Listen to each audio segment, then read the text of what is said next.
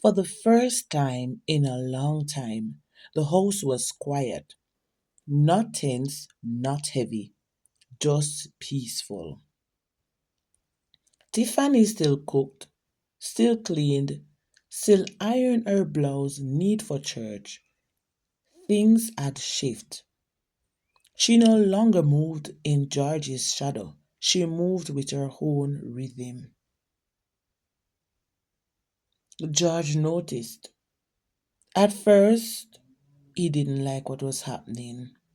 He waited for things to go back to normal, waited for Tiffany to chase behind him with clean socks and sorry eyes. But the chase was over. Tiffany had stopped running behind him. One evening, he came home to find his boots right where he left them, dusty and untouched. His shirt wasn't pressed, the food was on the stove, but no plate was set. Tiffany was outside again, barefoot on the grass, humming an old gospel tune. Mhm. He stood at the door, watching her. Tiffany, you're vexed with me. She turned slowly, eyes soft but firm. No, George, me don't vex with you. As a matter of fact, me don't vex long time. George, me just tired. Tired of being behind you. Tired of pretending like me don't need nothing for myself. He didn't know what to say. Nobody ever talked to George like that. Not even his own thoughts. Days passed. George started to pick up things after himself. He washed his own boots, made his own tea, even did some house chores. One day, he asked Tiffany, you want me to take you out for dinner?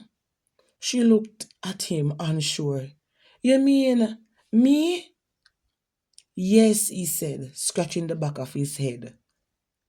Walking beside you? He said, beside me. Tiffany didn't smile wide, just a little curve at the corner of her lips, but that was enough.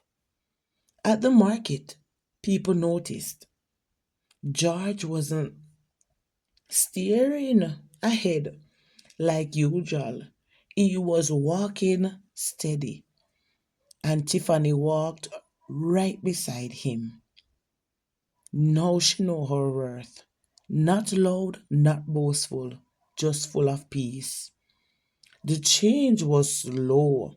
Some days he slipped back into his old ways, but Tiffany no longer played catch up. And because of that, George had to learn to walk right. They still had problems, but now they faced them side by side, not with one always behind. And in the village, they didn't call her soft girl Tiffany anymore. They call her strong girl Tiffany that. Not because she shouted, but because one day she stopped walking behind. And the whole house learned how to walk beside her. Stay tuned for part 3.